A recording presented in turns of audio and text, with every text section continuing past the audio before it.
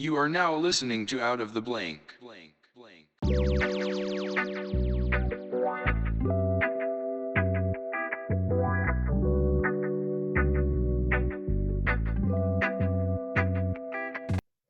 Welcome to another episode of Out of the Blank podcast. I'm here with Matthew William. What is up, man? Thanks for having me, dude. Oh, dude, pleasure to have you aboard. I'm glad you wanted to come on to the podcast. So why don't you tell me a little bit about yourself and, if you want, what you do professionally? Yeah, man. So yeah, obviously, I'm Matt. I mainly my main thing for networking, like obviously, I do a podcast as well, American Slacker podcast. Check us out. Jesse was on earlier. Hopefully, you dug what he had to say. Shameless But by plug, shameless plug. yeah, I gotta put it in there. But by day, dude, what I do is I'm a general manager at Dog Watch Hidden Fence, and also like an installation technician too, which is a really cool gig because like I love working with animals. Wait, so what are we talking about by dog watcher? Like you just get to babysit basically at someone's house? No. I do electronic fencing for animals. Oh, shit, the shock collars. Yeah, mainly it's dogs, but you know it's cats as well, and now it's extended to things like fucking pigs. So it's gotten wild. Well, okay, so how are they? Because I know a lot of people talk about it looks like animal abuse, and I've actually been shocked by one of those things before. It's not too bad, but like, what's the biggest problem you see with that? So obviously, what you just said is like the number one combatant thing against my like business. But what I would say to that is we'd rather the dog get a pinch in the yard than get smoked by a car, right? I mean, realistically, what we're dealing with here is you're feeling it when you test it as a human. You're going to feel it a little more because you don't have the same skin as an animal. Their skin is a little more tough and rough compared to yours. So the way that you transmit that little shock is a little different as well. Man, So there's a lot to it, dude.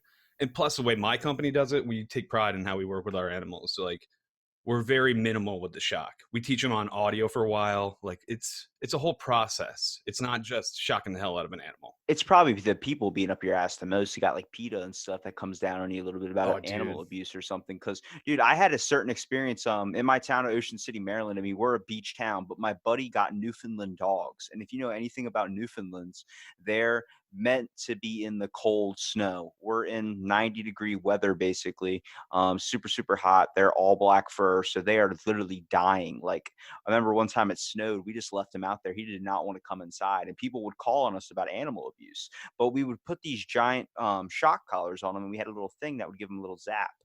We wouldn't we really couldn't use it at a low level. We had to use it at a high level because they're 175 pounds and they're only a year and a half old. So it's like this thing's like a tank. If he goes, you're going with him. So we put it on 10 and hit him with the zap or whatever. He would just take it like a champ, and Oh, people would yeah. freak out. Yeah, I've seen that a dozen times, dude. And when we get up to that size, we generally have like more prongs on the collar, so it's like heavy metal looking type deal. It's like covered in spikes, but it's transmitting like the shock through all of those diodes so that like it actually the dog feels it, you know. I try and wonder if we could probably correct people if we put shock collars on them, but I feel like that would be abuse. I'm pretty sure there was a couple of colleges that did experiments with that kind of thing and got in a lot of trouble. I'm not saying that we do it like Fallout does, where the shock collar explodes. I'm just saying that it would be nice, like especially what we're dealing with now with people on house arrest. Basically, it's like let's just put it around your neck instead of your ankle. Ooh, that is a good candidate. Like people that are on house arrest, like it's like we'll shorten your time by half if you want to take part in an experimental program. Because we basically do have shock collars, I think, for people, but I think it just goes on our ankle. I'm like, why does the dog get it around their throat and we don't get it like that? We should get something like around like a certain organ that is specific to your gender. Is there a movie about this? Because if not, there needs to be. Right? Just the what would we call it though? Shocking the nation. That's perfect. Shockpocalypse. Shockpocalypse. Shocknado. Oh, dude, easy ride on publicity. Dude, I can't believe how much that blew up, by the way. That was such a shitty film. 6 movies basically. I'm pretty sure they're still going. It's like, but I mean, I get it. It's like if you put two people that are trying to make a story in a room, like, what's some good ideas for a movie? And one dude's like sharks, another dude's like tornadoes, and then we're like, bam, put those two together and we got a show. True, man. I I think that's one of my like long lost dreams is I wanted to either do voice acting or I wanted to be in a storyboard room and just create movie ideas because I feel like sometimes I'm watching Family Guy, I'm like, I could easily think of this shit if I just hit a joint. Yeah, dude, and I don't know if anything is rewarding, like as being a creator. Like I know, like you feel it with the podcast. Like it's once you create and create and create, it's like it's a proud accomplishment, and like it almost gets addicting at a point. It's more like you start off doing it and then you start hearing that people are listening to you and you're like now you feel required to produce content and it's like it's a good feeling because it helps you and your buddies get together and make sure you get this episode done like a reliance on you. Mm, yeah, man. And I don't know if are you involved in music at any way or. My whole family's music. Yeah, so I'm a musician as well. Like I have a music video and I'm gonna be appearing on an album coming out April 24th. And like that's been like a huge accomplishment. Like that's like we've been working on for a while and like now it's finally coming out. So it's like, dude, it's so addicting to do music, I feel like especially. Like a little more than podcasting, but I feel it with podcasting as well. Do you like it just because you're the producing background type thing? More like starting something and being involved into it? Like for me, I started off doing music because my whole family's either broadcasting or everybody's in a band but me. I played on the radio a few times and I've had Howie Spangler from Ballyhoo on the podcast, but it's it's not my cup of tea. I love enjoying music. I love talking to artists and seeing their kind of way of interpreting it. But I feel like if you just tell me the notes, I'll hit them that way. But this is just way more natural for me. I feel like I can easily because it's just talking. Dude, that's what I love about podcasting, especially is like it's just this open conversation. You never know where it's gonna go. And you don't get that every day. Like it's so weird how disconnected we are in everyday like world, compared to like sitting down like we're gonna do an hour. We're gonna sit here and we're gonna talk about God knows what. It's gonna be fucking fun, man. It's gonna be interesting to see where it goes. That's the best thing about podcasting. It's a new fucking thing that's really blowing up. Yeah, you see a lot of people starting to do it now. I think only like 3% of podcasters do what I do, where it's like just a conversation basically. Everybody else kind of just narrows down specific topics and stuff.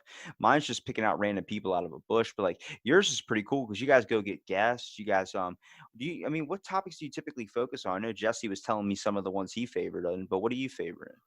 So, just to give context, we have a two-in-one show basically. American Slacker is, every other episode is a different show. One's an interview show with a guest, and the other show is me and Jesse. We cover the bizarre news of the week, the past 2 weeks generally, because we had a guest on. So it gives us 2 weeks of material there. And that's the meat of our show. And then we usually cover something like we're going to, hit you with movies that we like or music. And then we're going to wrap it up with a game. We usually do something like that, a real chill format. That way it gives people something, if you don't want, that crazy American Slacker comedy, you can go and do our interviews where we just sit down and do exactly what me and you are doing right now. Do you randomly just get a topic and then start talking about it, or do you think about one and send it over and see what you guys think about maybe doing it? Well, that depends. Like, so interview, we let the guests control it. We just, want to hear about them, what they're up to, what they're doing. And, I mean, we could spend 40 minutes talking about dicks, honestly. Like, it's weird. But when it's me and Jesse script our podcast almost. We write down a lot of talking points and, everything's known about beforehand for the most part, except for, like when we're joking around. But it's really a lot more work before the actual process of recording. I do enjoy doing this conversation style with so many just random people like, hey, let's do a podcast. And next thing you know, you're learning and kind of getting experiences. That's fun. But I did another one way back in the day called Fill in the Blank. Dude, let me tell you something. Picking out specific topics. I would ask my buddies, hey, what are you interested in? We're going to shoot a podcast. They'd be sitting on my couch or something. My buddy just tosses out 19th century Victorian surgery. So I just printed out like 50 articles on Victorian surgery, all about like, I read a couple books on it too. But dude, I gathered so much useless bullshit. Like, you want to talk about bird watching being an awesome hobby and knowing all types of birds. I could tell you about every single government program, but I couldn't tell you, what year JFK was president. I can tell you that. Yeah, man. And like I think to go back to like your question, I think my favorite topics would generally be like not really a topic, but it just would be the interviews because I love this shit. I love hearing how another person thinks. I love just hearing the thought process behind another mind. So it's so interesting. You can get so caught up in how you are in your world, but if you expand by networking interacting with a lot more people from different fucking lifestyles, dude, you're gonna get a better take on what life's about. So, what would you be say? I guess would be the main thing that sticks out into your mind that a guest has probably said. Ooh, that's a good one. Oh man, for me, I'm a total like fanboy. So, having on people that I see, interact with legends or just do things that like I'm just envious about. Um to come to mind, one of my favorite bands I ever not like they're not even the biggest like act we've had on, but like we've had on a band lead singer that we love, Dan Simons of Just Surrender. And like hearing him talk about touring was pretty fucking interesting because it was a band I grew up and Jesse grew up like loving. We followed them. Like we were at every album release and like because they were from our area. And so just hearing like the behind the scenes thing, I think was like the best part for me. Yeah, I got that when I listened to the documentary and kind of the Joe Rogan podcast with Travis Barker from Blink 182. And Oh when man. yeah, when he talked about being in that plane crash and then being severely burned and everything and thinking his friends were still alive, dude, I had that same kind of realization and kind of real experience when I was talking to a buddy of mine who was on my podcast. He's a crazy kid in school, good dude, amazing guy. His name's Timmy Gingrich, and he got into a car accident and killed his passenger. And he got his foot ripped off. He got his whole body severely messed up, like got a scar all the way down his face. But he goes to schools now and tries to educate kids on drunk driving and how dangerous it is. And like, dude, to see that and feel that real moment, like the weight of the room feels like it gets sucked into a vacuum. Like it is nuts. Yeah, dude. Now that's a make you feel something moment. Yeah. That's a wild thing to do. Wow. If there's one thing, I guess one person you'd want to talk to who's alive, who would it be? Who's alive today? Yes. Ooh. I would tell you it'd be Ryan Hmm. Reynolds for me. Oh, I love that guy so much. I would ask him why he shits on his own movie called The Green Lantern that I love so much. Oh my god. Man, that's a tough one. Today, man, I'd like to honestly like just sit down with Rogan. Like you mentioned him before, but like he was like honestly why we started podcasting. Yeah. I got into listening to podcasts from him. He gets a lot of hate, I've noticed. Like just being, he's a machismo type of guy, but like there's a lot of layers to that dude. And I think what he does with his show alone is like a big public service. Honestly, he makes a fortune doing it, but I think it's better than any main media. You get to really know people on his show. Um, I'm a I would love to down and talk to him and ask him some of the same questions you're asking me. Like, what are some of the most meaningful things that have happened during your podcast or memories of life? Like, I enjoy his podcast. It's like kind of like you were saying, like one of the reasons I started too. But I feel like he's changed a lot now. You can tell he's going after certain guests of like high importance, not really talking to a whole lot of people that are like, it's all about a promotional thing. Like still has his yeah, buddies on, but they just released comedy specials, and that's why he had them on. Like, like that was a whole thing. Like mm. they don't really get together and like he's just like, let's do a podcast. It's more like he's just getting people that have something going on. And I'm like, I get it, because that's where the views come in, and that's kind of what it's turned into since he's done so many. Well, that's what I like about it though, is like it is a lot of mainstream, but you get access to like stories that you're not going to hear, if you watch like a clip from fucking The Tonight Show or, whatever shitty, fan documentaries there are on YouTube or whatever. There's a good podcast I pointed Jesse towards. I'm going to point you towards after this podcast, dude. Okay, okay. We're always down. Listen more. It's good experiences. It's a famous comedian, Ryan Sickler. He's been on Joe Rogan's Oh podcast, yeah. but I the know crab, Sickler. it's called the Crab Feast, man. I'm telling you, that's I've a hell never of a checked it out. podcast. Yeah, dude, I'll definitely be checking that shit out. But now, Um, when we talk about like things that you're interested in, now I know you're interested a little bit into photography as well. dude, I love it. I love it, man. Mainly I'm into cell phone photography anymore.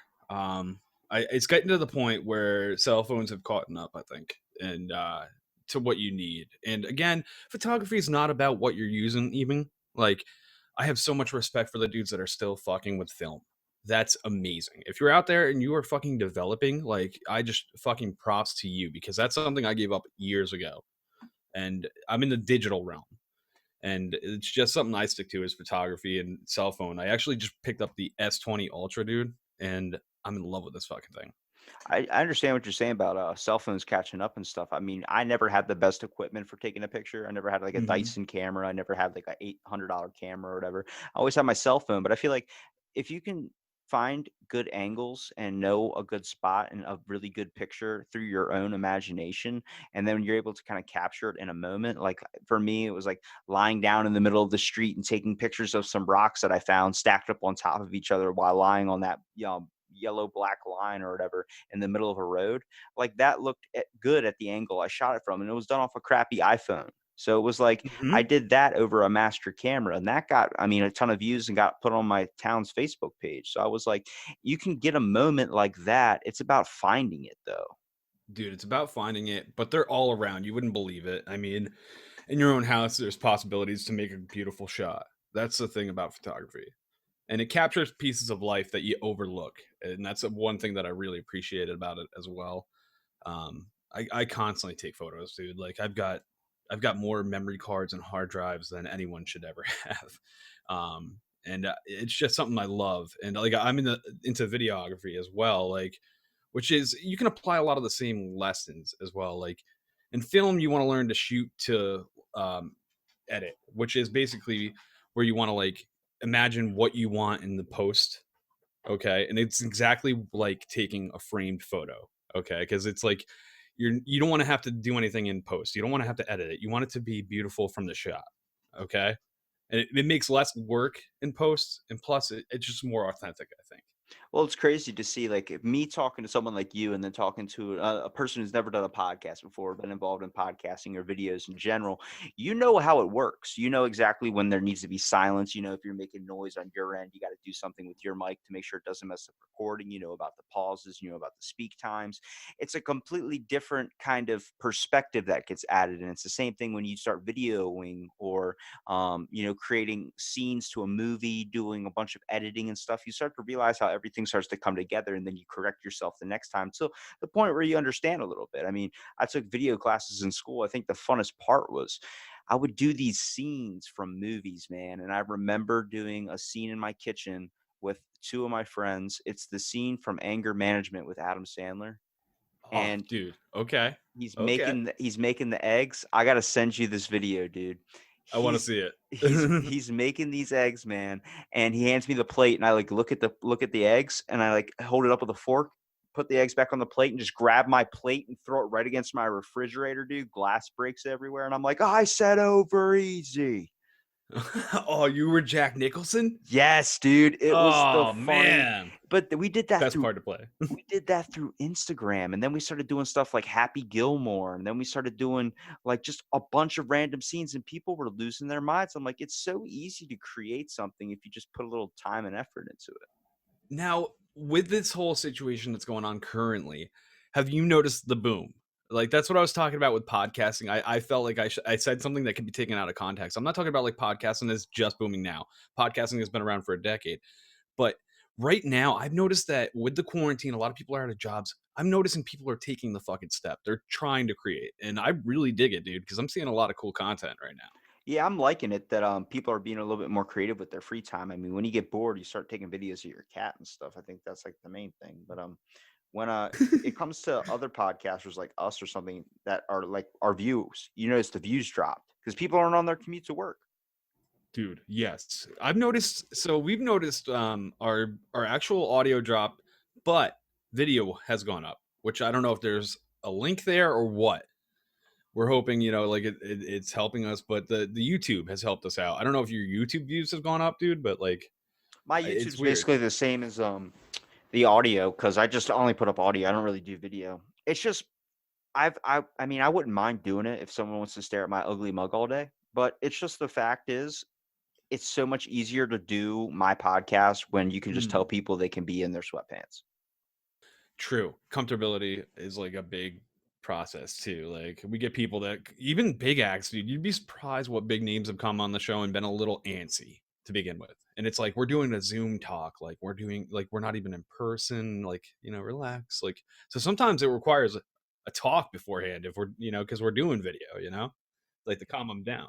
That's what's good about, like, you just guys not really having to rely on guests, more like it's just you and your co-host, Jesse, but for, like, me, it's just difficult because people want scripted questions, they want all these things. I'm like, "Look, bro, the name says it all. I don't know how else to explain it." Yeah, and I think that's the beautiful thing of it. Because I mean, I'm not a fan of hard scripted, to be honest. Like that's not my thing. Like I there's so many off topics that are gonna happen that you can't imagine beforehand. Well, it's like, Uh, why do ladybugs have spots on them? I wanna know that. Nobody's given me an answer. Dude, I'm not gonna be the guy either. I'm telling you now. I mean, out of everything, I guess I've kind of learned just through podcasting and doing so much. I think it's amazing when people start doing their own stuff, man. The creative talent and to see what is so popular in today's society. Like, if you just make a true crime podcast, it's immediately getting like 1,000 followers on Instagram. Yeah, the niche thing is, you can but here's the thing about that. It oversaturates the market real quick. Like for me, true crime is over already. Like I've selected the ones that I'm going to continue to watch, and now it's a really hard market to break through for me because everybody's doing the same topics, the same murders, the same robberies, whatever it may be. And I want to hear more authentic shit. Like I'm always into skit comedy stuff or actually scripted things are a big thing. Like The Phenomenon was a big thing for me. I love that. It's a real production show. Like in audio only though. Yeah, I mean, I love seeing movie podcasts and stuff, but it's like, yeah, like you're saying, they all do the same thing. Next thing you know, you're following like five different pages. You start seeing them like do the same thing, and it's just a different take on like the same movie. I get it, but a lot of it falls around the same basis as things too. I mean, everyone likes to think they're really original, but it's like you're pulling influence from somewhere. Like that's your first couple episodes. It's like it's going to seem like it's structured off another show. Yeah, in this day and age, it's pretty fucking hard to be original in anything you say or do. I mean, we've had a solid 100 years of entertainment now, and I mean, people are constantly pulling from different eras. And different eras are coming back in popularity. It's something you notice in music too. Like synthwave is huge again, like is huge right now, rather, which is like the '80s being reborn. I really hope we come back to the rollerblades, like the roller rinks. I Oh, dude, suck at yes, fucking roller rinking or whatever dude, you me want to too. call it. I don't even know how to pluralize that, but let me tell you something. That shit today, I would be if even if it comes back when I'm 30, so like in 10 years, I would be more than happy to get some shoulder pads, get a football helmet on, and just start decking small little children on the freaking court. Dude, I've all right. So it's not roller rinking, but I've been ice rinking. All right. Like I just started. Like my girlfriend's made me go a few times, and dude, the little kids, I've damn near killed a few. I haven't yet, but I have damn near. I've Like been decked by a little kid, man. dude, they are so irresponsible. They will just cut you off, fly into you, do all kinds of shenanigans, and We I'm not s- about it. we sound like our fucking grandparents, We man. really do. This has turned into the old man complaining podcast. I was literally, I think, 14 years old the last time I actually skated on ice, and I remember a freaking like 9-year-old just going right and hitting the back of my like knees to where it makes your legs Oh, buckle. Dude, I God. slammed head first right on the fucking ice. He's lucky I have a hard head, dude, because I got up and I wanted to deck this kid so bad. Man, yeah, that's the thing is like I feel like life is learning patience around little kids. If you had to say like one thing coming back from like the past, what would you want to come back? What do you mean, like a remake or something? It could be a TV show. It can be. Let's start Ooh, with a TV show because that's the easiest one. For me, it's going dude. to be Johnny Ooh. Bravo. All right, so I'm gonna go weird. I'm gonna go Freaks and Geeks. I don't know if you even know what that is. Freaks and Geeks with James Franco. Yes, Okay. sir. Okay, so I would bring that back. Where are they now? Right? Damn. Okay. Eh, So like they're eh? sent a Judd little. Apatow gets the fucking reins again. All right. It would be a fun fucking adventure, I think, and it's a show that I think it got canceled way too early, and all of today's stars are in that fucking show. That's what I'm saying, dude. If you start to notice like Friends, those types of shows that came out, like it seemed like it was going to be a stupid idea. Then they took this shot. Like, did you know Jennifer Aniston passed up the role to be on SNL with Adam Sandler just to be on Friends? And everyone was telling her it What? wasn't going to work, and she fucking did it. She's the I reason never I heard even that. watch. Dude, their fucking mailbox money from that show alone is more than most actors will make in their life. Like, it's insane. I think Like, that generation of actors was like they got hit in the right time. Ashton Kutcher, Sean William Scott, Johnny Knoxville, they're all around the same kind of age, but they hit like right when TV and movies were like big, like they were becoming like colored, they were becoming like all like Forrest Gump movies were coming out, like these just amazing shows were being created. yeah, man. Yeah. I love the progress. Like I watched, growing up I've been a fanatic of like shows and film. Like I've been a TV kid. Like I always like wanted to work in the industry, but I grew up on the East Coast, which was like I knew I was far away. And just it just didn't work out. It's just not like how it like panned out. But like, dude, I was just a big fan of like watching the different eras and like the difference in like what was popping and like what progress, what was taken from like the new creation and kept, the evolution really. Well, it structures people too. You start to see people nowadays like, were you an '80s kid? Were you a '90s kid? Were you 2000s kid? And it's like whatever True. you got a certain nostalgia feel for. I mean, for me, it was like nostalgia is Johnny Bravo, Teen Titans, Yu-Gi-Oh cards, Pokemon cards, Dragon Ball Z. Like these just simple things that were on in my time period. Where I think of now, and I'm like, I'm walking around at Walmart wearing a fucking Dragon Ball Z Kami House T-shirt. Fuck yeah, dude. And that's the thing. Like, dude, I don't know if you noticed, like, I'm huge in so like huge into nerd culture. I collect action figures. I collect everything. I'm like a fucking total into especially like our era, like as kids, Power Rangers, Star Wars, shit like that. And like I'm noticing like I love the lift off of like where it's not like a fucking stigma to collect or like to be into shit anymore. Like, Dude, I got Bakugan, man. I have over, I think, 150 of them I found at a yard sale for $5. I was like, oh dude, that's yes. awesome. I mean, I know that I never really even got super into the show, but the fucking that's a toy above its generation. I knew it was going to make a comeback, and they like a couple months ago were put back into Walmart, and I was like, yeah, Ooh. because it's a freaking toy that you roll it and it turns into a monster. How is that? I mean, easy bake That's fucking ovens were the baller. shit. This is the I've shit. never seen this or heard of this, so I'm fucking gonna look this up as soon as I get off the podcast because like I'm huge into this like weird like whatever like shit. Like You've that's never heard of amazing, Bakugan? dude. Never fucking heard of it, dude. Dude, look up these little toys. They're like the I'm pulling it up size on of right now. you gotta just it's the size of a marble. You roll it on a little metal card. The thing pops up. They have dragons, they have krakens, they have I mean, the ones now are insane where they're like look like Oh actual line. Jesus Christ! Dude, they are expensive as hell, but they are fun as shit to play with. You don't really I mean, Oh, I they just are look at them, expensive as dude. fuck, dude. They're like $35 for a 3 pack. I'm telling you, man, that's That's probably the shitty characters that nobody wants too. no, You know it, dude, I'm telling you, dude, my favorite one's probably the Prey Mantis one because it looks so legit. I'm like, but this is stuff like amazing toys that were totally glossed over. dude. Like Why you everyone, gotta mention this? Now I want to collect these look, everyone forgets scanners, dude. scanners. Remember, there's a little thing, it's like a little handheld Game Boy. You would run up and Oh you would scan a shit! barcode, and then you scan the Yup. barcode to get a monster, dude. Yes, dude. Okay, so that I never had that. I had a friend that had that, and like he would do that every time. Like we were at the mall or whatever. Like as kids, that was like our hangout when we were kids. Go get dropped off at the mall. That seems like so bad nowadays. But fucking 6-year-old, 7-year-old us like doing that shit.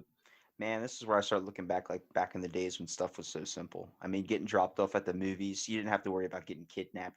You would scooter Oh, dude. home. You would Dude, literally yes. be able to scooter, walk home. Your parents be like, just be back this time. That's all you had to worry about. Now you can't even let your kids go down the street. No, dude. Nah, there's too many true crime podcasts that are fucking just making you paranoid. This is what the guy did. He killed him this way. He should have got away with this. I'm gonna go try it, and then just runs out in the middle of the street. Oh, dude, yeah, yeah. It definitely seems like there was definitely a couple chances for me and my friends to get jacked by some kind of pedo out there at the mall. Have you ever had a sketchy experience as a kid where you feel like you were gonna get Yes. okay? So not me, but dude. Okay, so I was All right. So this was like at the fair, the local fair, and we were 15 years old. We just gotten our like green cards to work, and You we got a hand job over a funnel no, cake. oh god, no, dude. Come on, don't do that. Don't do that. Me and a few of my friends got jobs working in the parking lot, like doing the little fucking, waving people on, parking them and shit. And we thought that was the coolest shit. We were gonna get paid, work together. And this one creepy guy that was like a photographer came up and he was like, "Huh, you could be models." And he was really focused on one of my friends. Like he really focused on him. He was blonde haired kid and he like was like, kind of ripped for a young kid. So he was like really focused on him and he asked him to lift his shirt. And like we didn't know at the time, but like looking back at the point, it's like, oh yeah, that guy was definitely a pedophile. I mean, if you're working at a carnival, probably. Unless, I mean, there's some No, it's the guys that biggest really fair in enjoy upstate New York, kids. guy. All right, it's not just some like little carnival. It's a huge event. All right, so it wasn't just that. I had an experience when I mean, I didn't get taken away, but there was a moment where I was like, thought it was going to happen. I remember I was with my grandma and she lives in Baltimore. So we would always go to like this Oh, like little state fair that would be down there. And okay. I remember she got on those like guess your weight or guess your age type machine things. And my grandma, she had my dad when she was young, like 16. So she looks like my mom basically. And I was like probably 12 or 14 at the time. And I remember she got like the guy's like, let me guess, you're like 45. And she's like, no, I'm 64. And like the guy's like, damn. And next thing you know, I get a prize or something. So we're walking and then she goes, I have to use the bathroom real quick. And then there was like a dude that worked at the fair. He was dressed up like in a cowboy outfit and had like the horses and stuff off to the side. He was like, hey, you want to see this horse? I was like, sure. And I started going back there and What? I stopped myself. I was like, wait a minute. I should definitely wait for her. And then like my grandma got out of the bathroom. I was like, come over here. This guy wants to show me his horse. And my grandma was like, what? And comes over and she goes, "Are you trying to show my grandson a horse?" He goes, "No, no, no, I don't know what he's talking about." And like that moment, I didn't really Oh realize it until like shit, not even a few months later when my dad was talking to me about it. I was like, "Oh shit, that's when I could have got molested. dude, you were a I could have split got a second from being a victim. That's could crazy, could have got me a funnel cake." dude. I don't know if you were getting a funnel cake as a reward for that one, bud. All right, put the top on. I don't think there's a funnel cake at the end of the pedophile rainbow. I'm pretty sure. Dude, that reminds me of the game Candyland. Oh, dude, now we're talking the same language. That was my shit when I was about 4 or 5 years old. Ah, dude, see, maybe that was a program for young kids. Dude, it could have been, dude. Candyland program, like candy is the shit. Every time you see candy, go for it. It doesn't matter if it's in the back of a van or not. But what candy would you go for that would get you into a van? Ooh, what like were we talking like when I was 5? What's yeah, let's see a candy when you were 5 and a I'm not a candy big candy now. guy these days. Like I'm like I fuck with chocolates, but that's about it. Back in the day, dude, I fucked with every candy. Like I loved candy. You could get me with like Fun Dip even. I don't know, dude. Fun Dip was a fun little thing when I was a kid. Fuck Fun Dip, dude. Are I've you gonna say lost fuck Fun Dip? I've lost relationships, friendships over Fun Dip, dude. I'll never forget going to Florida. We would take these like 12 or 14-hour drives from Maryland to Florida, man, all in one shot. My mom would stop and get like like a Happy Meal or something for me and my brother. So that's when Neopets were huge. Oh So yeah. we would play with those and she would like, all right, we're gonna stop at the store. And she'd give you that briefing before you go in the store, like don't fucking touch anything, just stay, don't ask me for anything, I'll have money for it. I'm like, all right, cool. But we'd Yep. always grab something. And Oh yeah. we Oh got yeah. baby bottle pops, dude. Yes, dude. Okay. Dude, yes. I So fucked with them hard too. you lick the top of the baby bottle pop and then you turn it over and dip it in that sugar that's below it. So back in the day, cars had little things where the door handles were for you to put your cigarette out in. So Yeah. I filled it up with the sugar from the baby bottle pop and I started Oh my sticking my baby god. bottle pop in there and it got all over this fucking car to the point where my mom dropped me off at my grandma's house after driving like 14 hours, said, I have to go to the gas station and fix what you did. And she was gone for 3 hours. I'm pretty sure she probably went gambling because that was a rough ass experience right there. Oh my god, dude. The things you do as kids. Like, it's so fucking funny. Like, I'm just imagining the frustration of looking back and being like, "You put that sugar inside the fucking ashtray? What?" And it's like just seeing it poured all over your lap. It's oh my god. I'm I so mean, glad I don't have. Do you have kids at all or no? no, I I see. have no kids. I don't think I could do it.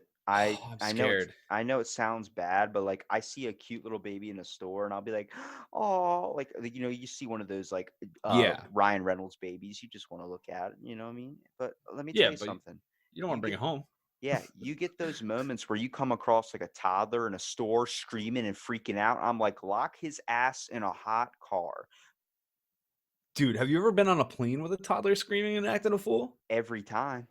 Yeah, dude, that's been my last, like, 4 flights, I feel like. It's just a kid out of nowhere just, "Meow," and the mom just does nothing to shut that kid up, dude, and I'm like, "Hey, give me that kid.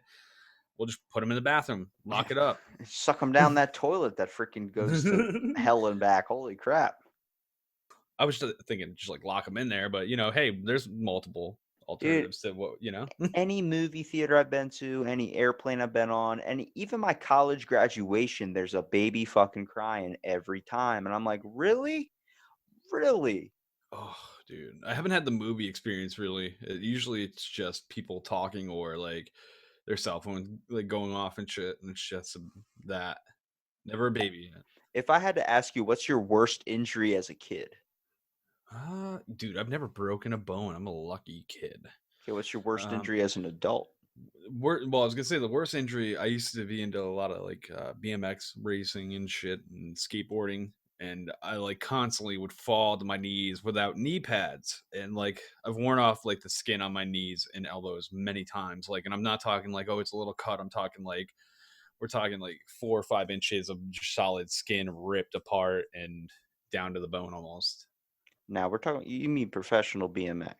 Dude, I was professional. I raced against Dave Mira and Matt Hoffman. And no, I'm just talking like, I was just die hard into it, dude. Like I was really into like racing with a lot of friends. What was I the was bike you lucky. collected? Mongoose. Mongoose. Okay, I collected I was a Easterns. mongoose kid. What did you get? Easterns. Easterns. Okay. Okay. The Was that a le- franchise of Diamondback? Yeah, it's like legit like Yeah. $500 freaking BMX bike, dude. It was ridiculous. But I remember Yeah, I was into high-end mongooses, like, not the shit you get at Walmart, high-end mongoose, like, the yeah. good shit, like, because they had shitty stuff, they tried to do both, they tried to do, like, mainstream and, like, high-end, but if you buy, like, one from Walmart, I learned a couple times, like, you'd be riding and all of a sudden the handlebars will fucking just, like, fly forward because they just, like they wore the fucking little notches off that are in the handlebar fucking harness. I think they were a lot of fun too. Like you start getting one and then you want to collect a bunch of different ones and try and design them, like customize the grips, customize the tires, customize like Pegs. yeah, the seats. Dude, see, Yeah. I was always like I could get on the pegs and stuff, but I couldn't do any of those like popping wheelies or doing any of that type of stuff. I remember one time I tried to run and jump on my bike like as fast as I could, like run out of the house. I know you're excited after school or something. Slammed my nutsack right on the Oh. seat, dude, and I cut that thing, dude. I have never been so scared in my entire life. I just laid in the driveway and waited for my dad to get home. I mean, legit laid in the driveway for like an hour Oh. and a half. My mom's like, "Get, what are you doing?" I'm like, "I have to wait till dad comes home. He's gonna know how to fix this." Now you got me thinking about the worst injury of my childhood. The real one that I would have to say, this is one that I don't really remember, but I was about 3 or 4 years old, and I cut my ear off. Hold on. What do you mean by Now, cut your ear off? Mike Tyson?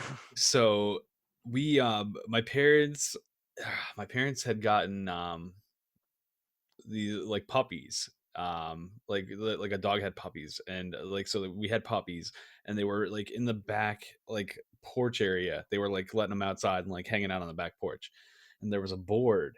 They just put a board up to like stop the dogs from going off the porch, and it was like a piece of plywood, I guess. So I lifted the plywood. Apparently, I was fucking strongman toddler apparently, and went to go under it.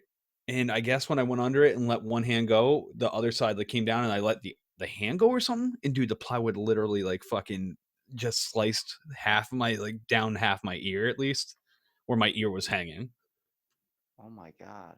Yeah, dude. Yeah, and fucking had to go to the hospital, stitches. I don't remember any of it, but apparently they had to hold me down on the table and stitch me and shit. It was not good. So is that your only stitching experience? Because I mean, Only, only, I only. I had one when I was with my grandmom, I was saying mentioned earlier. She took me to like shoe shopping or something, and I was going under all the dressing rooms, like just back and forth as like a little game. And I was probably like 3 or 4 or something. And I went freaking above my eye. I have a scar that goes through my eyebrow even now.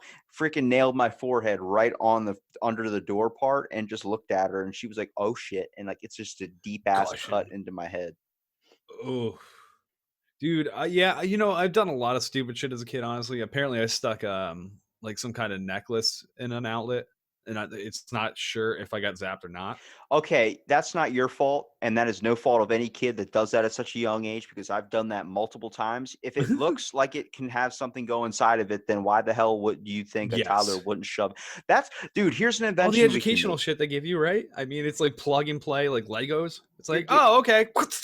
you're giving me fucking Discovery Channel magazines to read in school. Like, oh, here's school scholastic. Why don't you teach me not to shove something in an electrical outlet? And I have to learn the hard way. Those are the best moments, though. If you're a parent, you get to see that thing happen. My dad legit is a great dad, but he watched me stick a fork in an electrical socket and didn't say a damn word. Dude, hey, I mean, he's just letting you learn the right way, as far as I'm concerned. I could just picture him just looking at me, being like, "You sure you want to do that?" And next thing you know, I'm like, "What?" Freaking lights go out and everything. I feel like that should have been an invention that they should have made back in the day, like a cover for one of those things. I know they ended up making those little things that you put inside of them, like a little plastic tab. I guess people thought it was going to save electricity. I was like, I'm pretty sure that's so a fucking kid doesn't stick something in there. Yeah, and those came well after our childhood, for sure.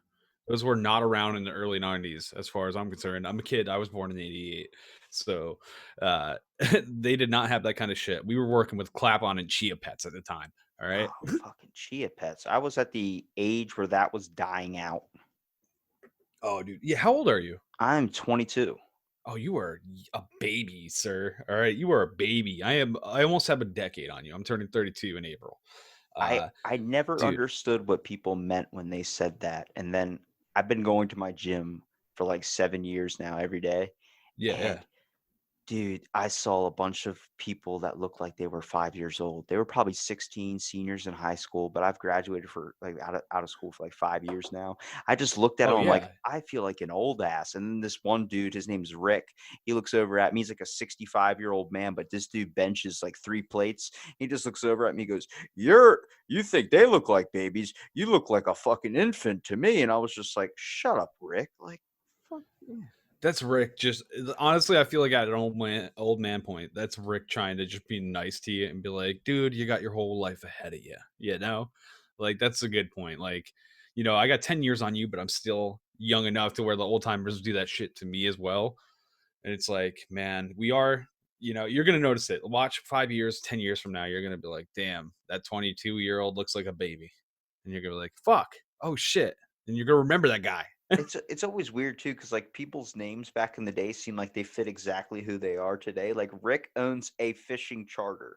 He owns a Oh my bait and god, that tackle is Rick. store, but he looks like he would own that stuff. Like people's Yeah. names somehow fit their face and then also fit what they're gonna do in life.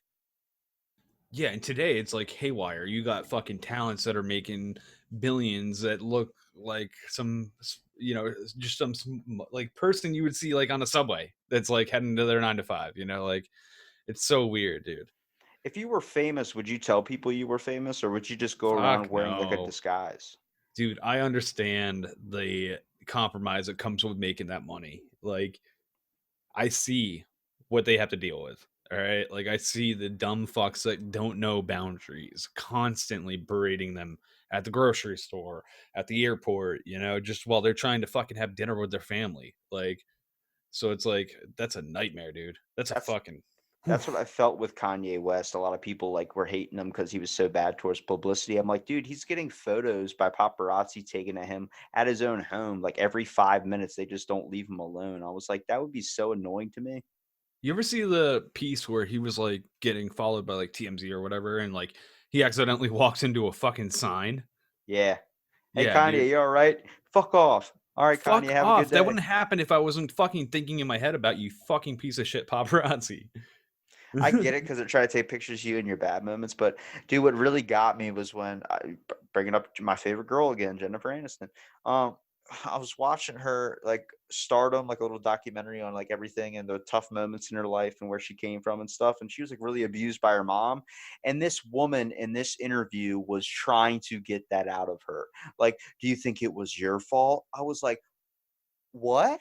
And then Jennifer Aniston's like trying not to tear up, and she's like, can we like? She's like being really polite and being really respectful. I was like, yo, most people would just tell her to fuck off. Yeah. See, I don't have that patience. I would definitely be like, "Excuse me? Can you hit me with a real question, or are you just gonna break my balls?" See, that's when like I look at shows like where people try and like interview people or try and talk to people, and then they try and dig real deep or they try and pry at stuff that it's probably not a good thing to bring up. And I'm like, are you just doing it for content? Like, I mean, that sucks if you really bring somebody in like that. I mean, I've seen so many bloopers and stuff where like I've seen Snoop Dogg tell someone to fuck off. I've seen a bunch of them. Like, I get it, it's better views, but it's like, damn, you're literally just making someone hate you. Yeah, dude. Yeah, man, I don't know. There's a constant thing with that. Like, you see people just trying to make content, and sometimes it's cringeworthy, and sometimes it's fucking incidents like that, just the fuck off moment. Well, even when it comes to like making music and stuff, Oh uh, yeah, like beefs, yeah, dude. beefs.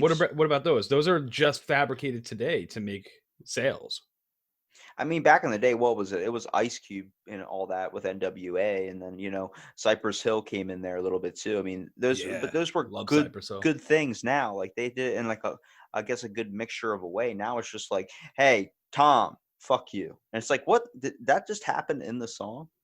Yeah, and then social media adds to the whole thing, and then it's like, oh, did you hear about these two bands that are just completely being bitches on the internet to each other and writing about each other in songs? And even not even talking about bringing things back like roller rinks or okay, moon shoes. I could handle moon shoes, Oh, I but could fuck with them, bring back good classic actual music. dude. Yeah, I feel you. What do you mean? Are you talking like '90s I'm talking alternative? about the heart and soul in a song, man. It seems like Yeah, I that feel is you. so gone now. Like everything's just meant to be a top hit or top chart, just with a funky little beat that you like. Have you ever seen that video four chord song?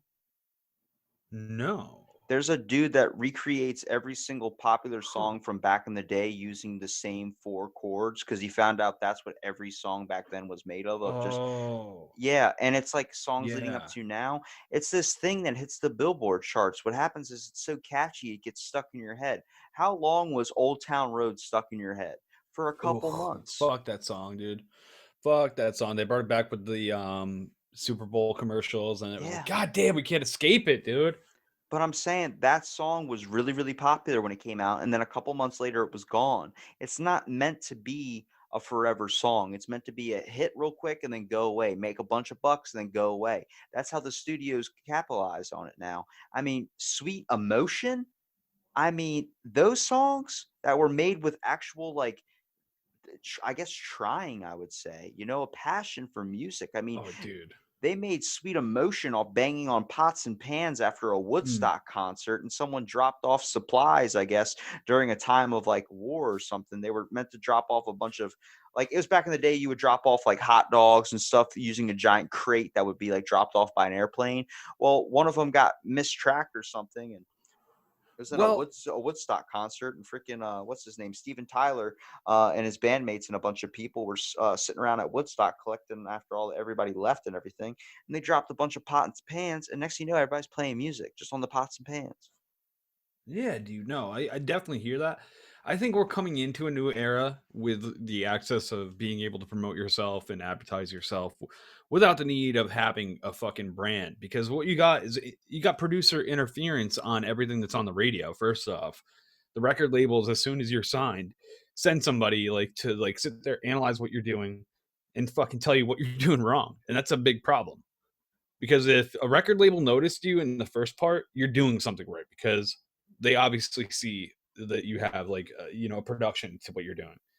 Do you think It, that's all because we're being home producers? We are able to get our own equipment now. It feels like yes, back then. Instagram and YouTube, dude. I mean, it's beautiful. Like anybody listening, if you're thinking about doing music, do it. Like I love music, dude. I'm networking with people across the seas right now and doing fucking collaborations. Like, we're doing great productions, songs. Like, you can do it. Like, I'm telling you, anybody can.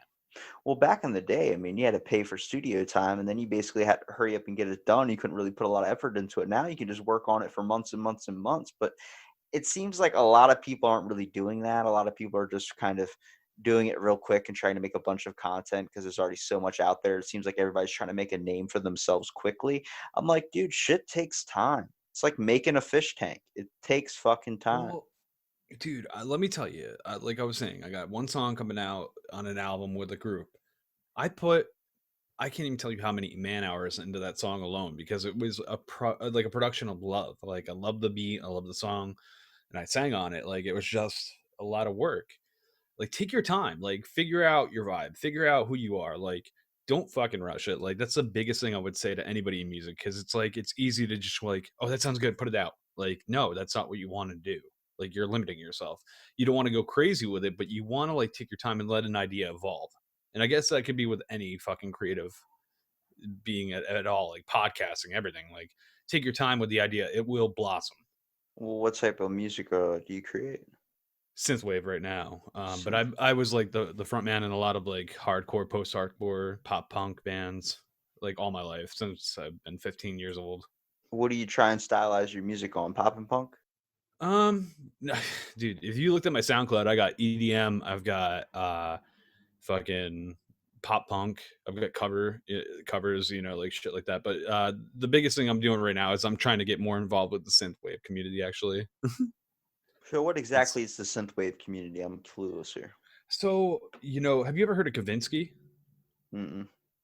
No. Okay, so it's like it's more BC electronic beats like of the 80s and pop vocals type deal.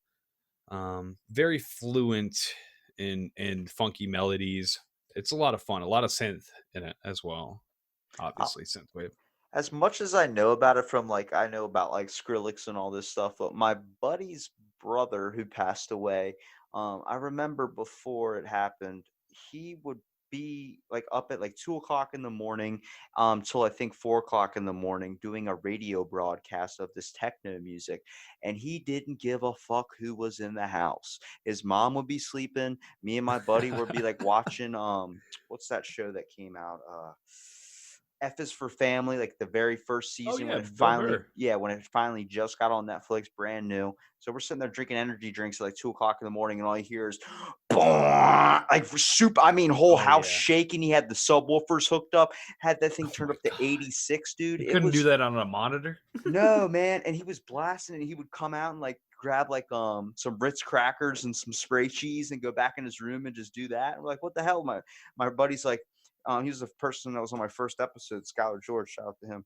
But he was like, oh yeah, my brother does a radio time on the or what for this radio station. He has a certain time from like 3 hours or something where he's just producing songs. I'm like, so he has this turned up this loud while your mom's trying to sleep because he don't give a fuck. I was like, I get it. I saw him just walk out into the kitchen, grab Ritz crackers and spray cheese, and not bat an eye. Dude, yeah, dude. Anything I'm telling you, like even local radios, like dude, they'll have like I grew up in a college area, so it's a little more evident here. But dude, late night, if you listen to the fucking radios around here, dude, you get some weird shit because they let people experiment late night, and I like that. Yeah, I know. My parents both own radio stations, so Oh shit, like yeah. my mom's radio station, well, my mom works like high manages one. My dad actually owns one. But my mom, she works for a popular one that's like a kind of like a reggae station. But there's a dude that used to come on way back in the day before she was like so high up now where my dad was still involved into it. And there was a guy called DJ Batman. And when I was telling you before about this podcast that I want to send you, it's called The Crab Feast. And there's comedians from Baltimore. His name's Ryan Sickler. And he actually, like, the reason why I love his podcast so much is because he talks about Ocean City. He talks about Maryland. He talks about everything where I'm from, moments of his life when he was a kid.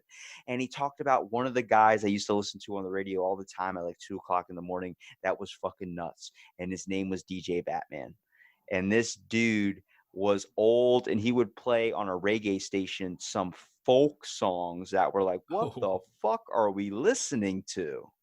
okay. So he's putting his own shit out there. He's like, this is what I like.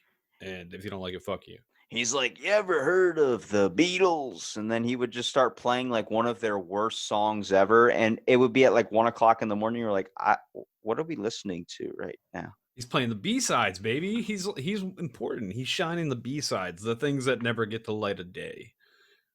He's got a critical part in media. With the Uh, name DJ Batman. DJ Batman's so fucking original. I love it. Well, I mean, have you ever thought about getting into radio at all? I have, but I would rather create a podcast for free that I don't have anybody telling me what I have to do. I want to be ridiculous. I want to, be able to have a beer while I'm on air. I want to, I like marijuana. I smoke weed while we're podcasting normally, like it's just I don't want that fucking shit. I want to be in my home studio. I want to be comfortable and I want to say what I want to say.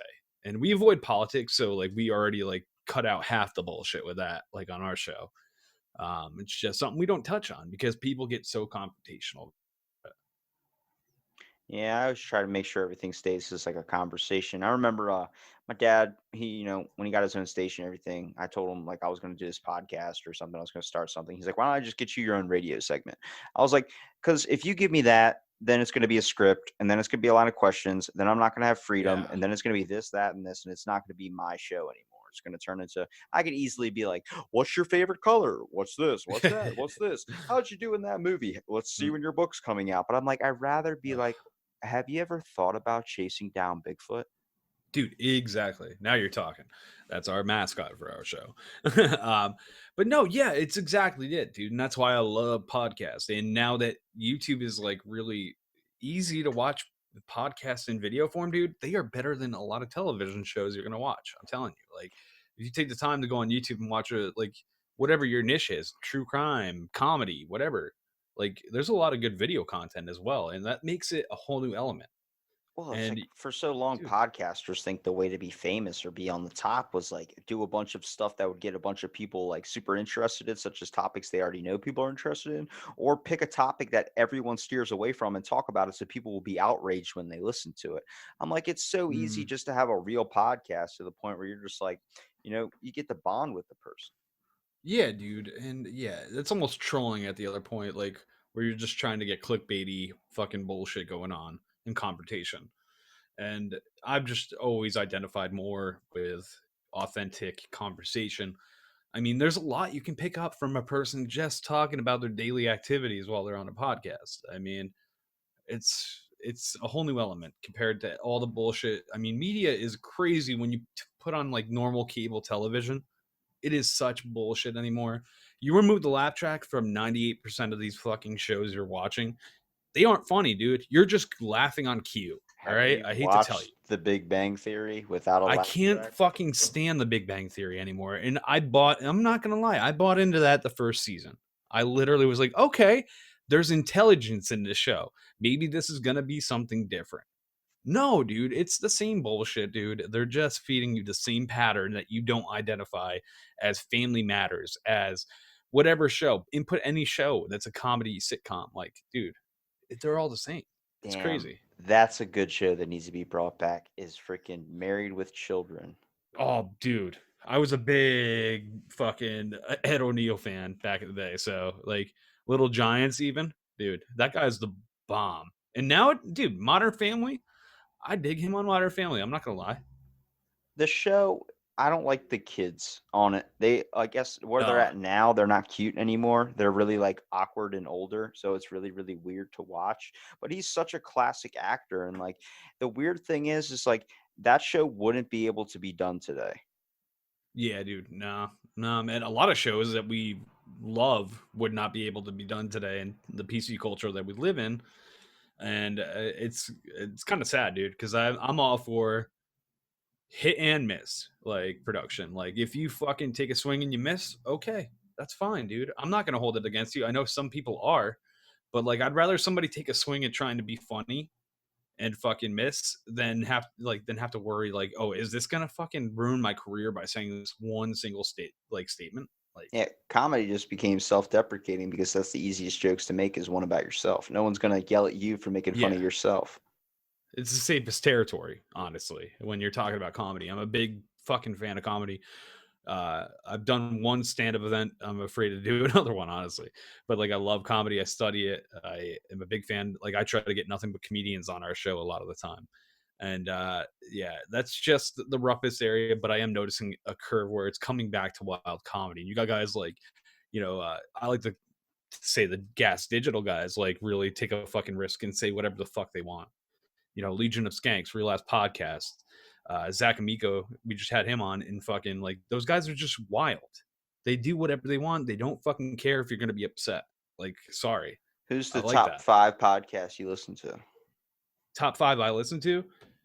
I listen to a lot of mainstream shit, a lot of weird shit. So like I'd have to say like number 1 these days would be the Real Ass Podcast. No joke. Louis J. Gomez and Zach Amico. Number 2 would probably be like Tom Segura's podcast. Your Mom's House. I was listening to it before you got on. Your Mom's House. Number 3, I would, dude, this is a tough battle too. I mean, I like a lot of podcasts. So I like Two Bears, One Cave a lot too. So I almost wanted to put it in there. I'm not going to mention it because of that. They're like, Have you seen uh, The Honeydew with Ryan Sickler? I haven't. It's on YMH I've seen Studios. clips. Like I've seen clips and shit, and obviously I've seen Sickler on many podcasts and seen He's his type of guy that like content. his comedy's making fun of those bad moments in your life, coming from a comedian's aspect. But the before podcast was called The Crab Feast. That's the one you need to look up. I'll send you an episode that I told Jesse to look up. It's this salvia trip that'll make you trip your balls off. Oh fuck salvia, dude. We had that in our hometown for a little bit, and we all tried it one time. And I literally have a little like case of it still to this day What from was your that trip time. like? You got to tell me, please. I'm so interested. Okay. So hit it, and like it was probably 2 or 3 minutes of just giggling nonstop, laughing, and not making sense of any of the images I was seeing. Like a lot of just like fucking shapes and different craziness. It's like almost like you were looking through one of those child gyroscopes or whatever the fuck they're called. Those things where you like twist it and like there's metallic shapes and shit. Oh my God, you got lucky, dude. Dude, it was so weird, and I couldn't hear a thing. That was the one problem. Couldn't hear a thing, but like Have you ever heard of what happens if you get too much salvia? no. Okay, so everybody's main trips on salvia have been too much salvia, and it's to the point where, are you sure you did salvia or you didn't do DMT? Because DMT only lasts 2 to 3 minutes. DMT can last a little longer than that. I'm telling you. I dabbed DMT one time at my weed dealer's house. He's like, I got DMT. You want to try it? I'm like, why not? Back in And the, how dude, scary is that when you start 15 seeing minutes, and it's exactly like salvia, but way more intense. You hear, you see, you're all over the place. It's almost like you're seeing what you're seeing as a person in a really fucked up way, like inebriated, and then you're having a whole nother universal experience at the same time. It was so fucked up, dude. Okay, I got a few things. I got to ask you a couple things. So just we're gonna do it one at a time here.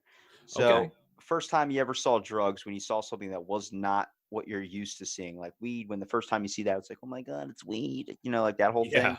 That gets over with. I remember the first time I saw cocaine and how normal it was for the person that was doing the cocaine. Yes. That scared the shit out of me. I was at my Yeah. buddy's house, but I barely knew the guy. I talked about a story where I dabbed too much and I actually got really super high. Like I did a dab I've never done before. I cleared this giant thing that my buddy made. It was probably the size of a 50-cent coin. He did it for him. It was for Get the himself. fuck out of here, dude. That's a lot of fucking dab, bro. That's You're too telling much. me I got locked in the bathroom for an hour and a half and I couldn't figure out where my bottom ribs were. But that's a deep, deep, dark road. I don't feel like bringing that back up, giving me nightmares again. But I remember it's a certain story with his bloodhound. But that same guy, he was like, I just met him. His name's Hunter. I'm not gonna give his last name out. But he goes, Don't do that. can you watch my place? I said, what? I just met him. Like maybe this is the second time, like getting to know him. Like I barely even really know I don't even know his middle name. I don't know what his age is. And he just goes, yeah, man, just watch my house. I'm gonna go down the street and meet this guy and go give this to him. I was like, okay. He ended up meeting this guy down the street, getting in his car, then driving off and being gone for 4 hours, leaving me with his baby dog, Bloodhound. He Holy had shit. cocaine laying on the middle of the table. And what he told me before he left was, if anybody knocks, don't answer it. There's a gun behind the counter. Walked right out. Where do you What? live? What area do you live in? Ocean City, Maryland.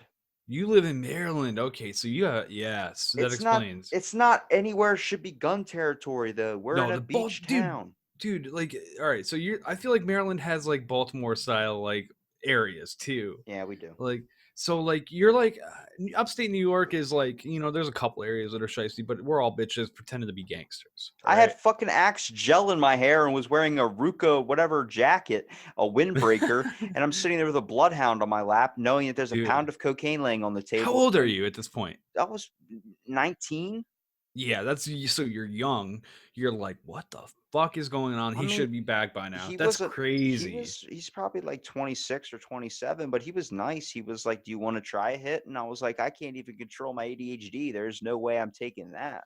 Dude, same thing. I hung out with like older dudes like when I was like 19 too, like hung out with my brother's friends. My brother was a terrible influence on me. And dude, same thing. I tried cocaine with one of my brother's friends for the first time. I did it one time, like, like trying it out. And dude, it's such a weird thing seeing hard drugs for the first time and then like contemplating like, should I try it? Should I not? I Should I? love it because every time I've ever tried a drug, I've never tried cocaine, but every time I've ever done a drug, it's always been with someone that does it all the time. So I try and keep up Yep. with them to the point where Oh God, I, no, that's a wrong. yeah, I No, have a no. terrible experience with like alcohol. Like, what's your worst drunk experience you've ever had? Oh, dude, one time, we so like I don't know if Jesse was probably there earlier, but he wasn't in the car with the group of people at the time. We had all right, so we grew up, we had a compound basically, an abandoned school with like six huge ass buildings. I'm talking the gym was its own building. And we would hang out there when we were about 17 to 20, and it was kind of like the universal spot. Like we all like it was like 15 minutes from our house. We'd all go there, hang out. Like you'd go there, oh, you're here, what's up, dude? You'd like be looking for somebody because you saw their car parked in the hidden parking lot. We got wasted there so many times, and I'm talking one night we were walking around with gallons, like the handles of Captain Morgan, like not just a bottle but like the big ass bottle that has a fucking glass handle on it. I And know what you're talking about. we all had one at that night. And I downed the whole fucking thing, dude. And we were dropping off people at the end of the night. I was like, all right, like I pulled out of the school and stuff, and I'm like, I can't drive. Had my girlfriend at the time drive, not wasted really. So she drives, and we get to like stop one, which is 20 minutes away from the place, and we're dropping off the person. It's probably 3:30 in the morning, and like his house is only 20 feet from where we are right now. And I'm like, I gotta fucking puke, guys. I gotta fucking puke. And I just like whip my door open and I'm riding shotgun. Just start fucking blowing chunks while screaming.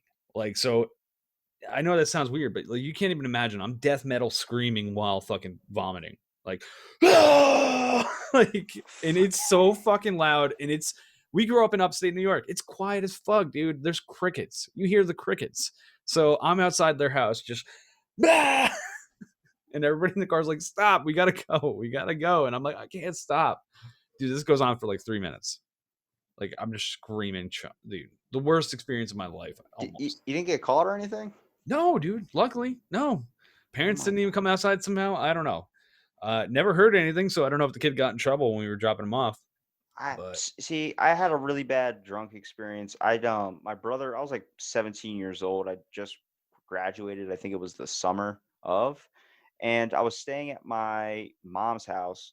And I remember my brother gave me a giant thing of Fireball. He drank a couple sips and he was like, "I don't like it. It gets me too messed up." He's 4 years older than me, so he gives me this like those giant, like you're saying, the ones with the glass handles. But he gives me one of those giant ass bottles of Fireball. I don't know if you've ever seen one of those things, oh yeah. but I don't drink beer and I don't drink alcohol because like it kind of alcoholism runs in my bloodline a little bit. So I've always kind of steered away from it. So when I drink, I can drink a lot and I can drink really hard stuff. Like I can kill 2 bottles of Jack by myself. And like that can barely get me. But I actually proved that one night too on my birthday. My brother buys me 2 bottles of Jaeger, the giant ones, and he does a shot. I basically killed both bottles that night. Um, But I remember doing that fireball. I was taking sips of it, like little sips.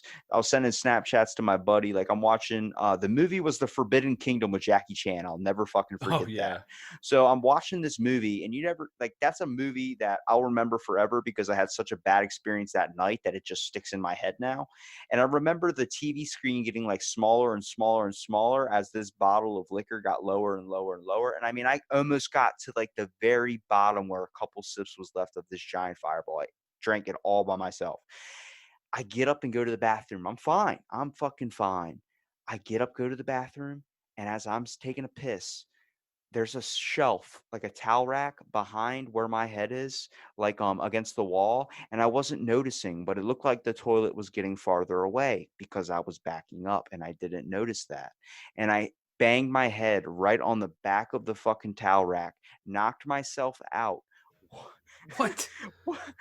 woke up, and my my mom was looking at me like, "Are you drunk?" I just got up with my pants half down, walked into my bedroom, and laid the fuck down. I went to bed. Oh my god. Do you smoke weed at all or no? See, my problem with that is my brother does it every day, and he's a main person I would smoke with because he'd always had Yeah. it. I never really bought it. He was just like, "Want to get high?" And I was like, "Yep, I don't need to go to school today," and toss my backpack in the closet or something. And I would try and keep up with him, and that's the problem when someone smokes every day, 4 or 5 times a day, and then you try and keep up with them. Yeah, you're not. Yeah, you see, you're not gonna keep up with me for sure. What's I'm your a worst high experience? Because I need to know because every time I've smoked, I've gotten severely sick. It makes me think I'm allergic. hold on, shit my bowl. So basically, the first time that all right. So the first real bad experience I can remember was one time. Like I can only compare it to alcohol when you have too much alcohol and you get the spins and shit. And I was smoking with my brother and my uncle when I was like, 19 or so.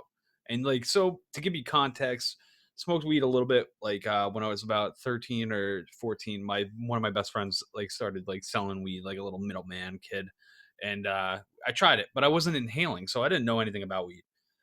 Come 18, I tried again, start smoking weed really. So like I'm probably like 19, and I try to smoke with my brother and my uncle who are like the potheads. They've been smoking forever, and I smoke with them a couple of like big, big fucking blunts. Like, and it's like really good weed. And I've been smoking mids. Like, I got shitty connections because I'm a kid, and they got really good weed. They got like California weed. So I smoke with them, and I just proceed to go into my uncle's house, and I'm like, I'm hungry, I'm hungry. Like I'm trying to fucking. It was like a party going on, so there was like a whole table full of food, and I'm like, oh, I'm gonna eat something. I couldn't decide, and also I'm like, I'm getting sick. And dude, I passed out on the bathroom floor like a drunk. I'm like, I'm gonna throw up. I'm gonna fucking throw up. Nope, no, I'm not gonna throw up. I'm okay. I'm okay. Hold up. I'm gonna throw up. I'm gonna throw up. Like it was fucking I horrendous. know that way too well. My Oh, worst high experience I've said on here before. This kind of proves that it's true a little bit too. But I've been trying to get this kid on my podcast. He won't. He doesn't want to talk about it. But he picked me up from my dad's house in Ocean City. We went to this like kind of creek, in the back where like the woods is a little bit secluded, but it's more like a golf course style type thing. So we're smoking, and he has his girlfriend in the car with us and everything. She's up front in the passenger seat. I'm in the back. What happened was I got way too blazed to the point like it felt like someone turned the saturation color in my eyes up. So the sun was kind of going down. Everything was bright red. It looked like fucking the scene from like Jurassic Park or some dinosaur movie when there's a volcano erupting and the whole sky turns red and everything gets like weird green.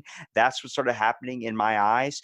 I got the fucking spins where you want to talk about a funnel cake. I oof. felt like I was on a fucking tilt-a-whirl, dude. That thing that makes your, but the back, inside your head is spinning, not like anything else, just your head. I don't know what that is, but it made me so fucking nauseous. And I remember he starts doing spin outs in his car, like doing little like little like Oh, trying to fuck no. made it twice as bad. We're driving. He turns around, he goes, "Are you all right, dude?" And my face is fucking pale, man. I look like someone just like I don't know. I had like I was dying from Ebola or something. And he looks at me and he goes, "Are you all right?" I'm like, huh? And I'm like looking in the rear view and I could see myself like my color's all gone. I'm pale white, eyes look messed up. I start feeling like I have to puke. He sees that as I go to vomit. I mean, throw up. I kind of, it gets like, I like trying to catch it with your hands type deal. He sees that and immediately, faster than I can even imagine, opens up the back door, like reaches in the back, pulls out, opens up my back door and pushes my head right out the car. And I just go, dude, and Oh, freaking worst experience ever, man. And I remember, so this is good context for that situation. Before that, I always talk about weed being a good insider to kind of tell you what you're doing wrong in your life. More like if you're drinking too much soda, it'll make you feel that. If you're drinking too much, whatever, if you're eating too much, it'll let you feel that. If you eat too unhealthy, I feel like it kind of brings you into more sensitivity with your body. I think that's a good way of saying it. But I ate chicken tenders, the little dino nuggets with oh yeah, I know those fucking Dino Nuggets. Ken's steak honey mustard, but Okay, I okay. would use half a bottle on like 4 nuggets to where you're Yo. basically drinking soup with that honey mustard. So that was in my body and I threw that up and Oh, I've never been able to even stomach looking at a bottle of that stuff anymore. nowhere near as pleasant when it's coming back up. That's for sure. I can't fuck with Hawaiian Punch because of that to this day. Well, you Had threw up on Hawaiian Hawaiian Punch, Punch? threw up. That's a wrap, boy. No more Hawaiian Punch in this guy's life. Even though I know it's delicious. You don't got to tell me. Don't fucking tell me how delicious Hawaiian Punch is with that little captain guy. I know. But guess what? I threw it up. It's over. That's the same thing with me and Doritos. I when I drank that Oh. Fireball, I was killing spicy nacho Doritos. Oh, not a good So combo, bro. Not a this good is when I combo. was working out. Like, I mean, I still work out, but like this is when I was like doing it like twice a day when I didn't have like a job during I think it was summer. Yeah, it was the Yo, summer. yo. When I after that Fireball experience, I went to the gym the next day. I sweated nothing but spicy nacho Dorito and I sweated nothing but freaking Fireball. Dude, I can't stand cinnamon. I can't stand walking down the chip aisle, and it's been almost like 5 years since that. That'll happen, dude. That'll happen, man. Those things will stick with you for God knows how long. Those are the good Like, times we remember. dude, yeah, you're never gonna forget them. That's for fucking sure. What's your best high experience? Best high, dude. I don't know, man. I can't help but get nostalgic. I'm a very nostalgic man, and I'm very lucky. I had a lot of friends like back in the day. We grew up like with a normal thing where we would smoke in huge groups, and I miss those days, dude. I'm gonna say, like, the school growing up was a lot of fun. We literally had 4 years at a personal compound that, I mean, I'm talking. We had a gym with a pool that we swept out and cleaned and used it for skateboarding. I mean, we had a chill room that had couches and like it was our spot. Nobody knew about this place, and I would just say those were my best experiences, like just chilling in a group of like 15, 20 people in a room on all these couches, passing around blunts and bullshitting and going on adventures on the property and stuff. Like, it was a lot of fun, man. I just enjoy that's what I enjoy about weed. I think weed is a bonding drug. It's fun to share with people. Just like liquor, I could say, but I've never been much of an alcohol guy. Like I drink during, our podcast on the weekend, but I don't drink during the week, It's you definitely a know? bonding experience. I just think it needs to be done in the correct amount, I would say. Yeah, exactly, dude. I think my As with best anything. moment is my me and my brother are getting high all the time, but we smoked and then went to our grandparents' house and we had like a really deep connection, like with like we did some yard work, and the next thing you know, we got high again when it started to wear off. We spent most of the day up there, and then we're watching movies and stuff with them, like old home movies, I would say. Oh And it yeah. was just crazy to see that, and got kind of a little bit like you could sense the love in the air, I would say. I remember we're driving home listening to 311, and at the time Fuck yes. at my mom's house, we had a drum set in the middle of the family room. So my brother drops me off and he's like, I'm gonna go back. I need to go meet a couple people, probably get more bud or something. He drops me off. So it's like I'm 16 years old. I'm home with a drum set in the middle of the family room, and there's peanut butter chocolate chip cookie dough ice cream in the freezer. So I just open up the freezer, leave it open because I forget to close that shit. I was worried about the ice cream. Grab a spoon, sit on the drum set in the middle of the family room, just playing this same simple beat over and over again, which in my head, I thought it sounded as good as the Red Hot Chili Peppers. But it was just like done, it was just like boo, boo, ch, boo, boo, ch, boo, boo, ch, over and over again. And it was like this Yeah. funky beat. So I'm sitting there eating this ice cream and just hitting like the bass pedal and hitting the snare. And my freaking mom walks in and she's like, "What the fuck are you doing?" And I was like, "I don't even know." And she goes, "Are you high?" I'm like, "Yep." And she's like, "Can you put my ice cream back?" I said, "Nope." But you don't do that, man. I stand behind it though. It's a very communal thing. I love smoking with different people, and I've had the pleasure of smoking with the craziest variety of people. Even like we grew up with a venue in the city next to our little town, and it was not uncommon to like go to a concert and see an act that you loved, and then afterwards be like, "Hey, I have weed. Do you want to smoke?" And they'd be like, "Yeah, fuck yeah." So like I feel like it's a very unique experience, and almost I've used it as a tool like podcasting. So like I've smoked with people on vacation, on like whatever it is, like all over. And again, you get to talk to people and figure out what they're about, and you get a little glimpse of like inside of a person.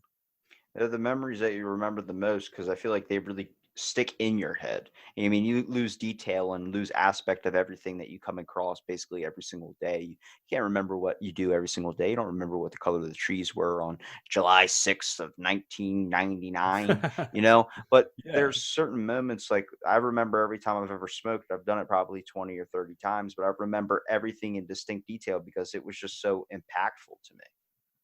Yeah, man. And I think that's important when it's all said and done. I mean, it's all about experience. It's not about, the bullshit of like accumulation of product or whatever the fuck it may be. Like, I'm a huge collector, but like, I also look at it like, fuck, this is a nuisance at the same time having products like that I'm like cling to. Like, there's something about freeing about it. Yeah, I get it. I mean, it's like I said, it's for some people and it's not for others. But I think it's just an overall really kind of bringing to life experience. I definitely once I've done it, I see the world a little bit differently. I start to notice like I'm losing detail in a lot of things, like certain things like the trees swaying. It's a lot about taking time and kind of finding oneself a little bit. Yeah, dude. And that's fucking life, dude. It's is it not? I mean, we're all just trying to find out who we really are, and we're bullshitting through 75% of it, you E- know? Exactly. And I really appreciate you coming out and doing the podcast, man. It was Dude, awesome being able to talk to a you. lot of fun, dude. I didn't know what to expect. I had a lot of fucking fun, man. And really good show. I love your show, man. A lot of fun. I'm gonna keep listening to like all the other episodes you've done with like just different people, walks of life. It's interesting, man.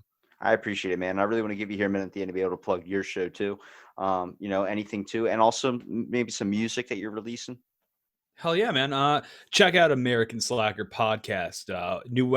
Wednesday, every this is my god. Wednesday is episodes when we release. My fucking music right now. Delta City. I've been working with this group for a while now. We're releasing a music video. We're releasing a new track that's coming out April 24th. But yeah, I stay busy, man. I'm always working on music and the podcast, so definitely check us out. And it's been a lot of fun, dude. Thanks so much for listening to this episode of Out of the Blank podcast, and stay tuned for our next episode.